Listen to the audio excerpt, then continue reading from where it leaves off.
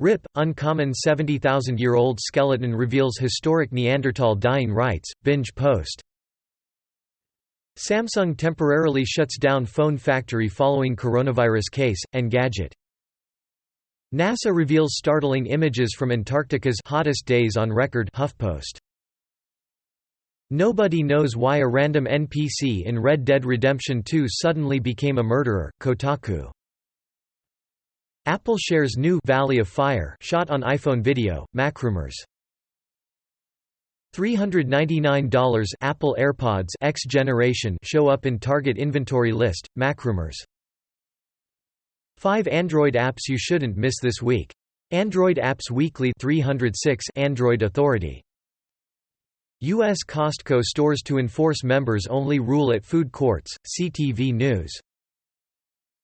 NASA is designing a Venus rover concept and wants your help, SciTech Daily.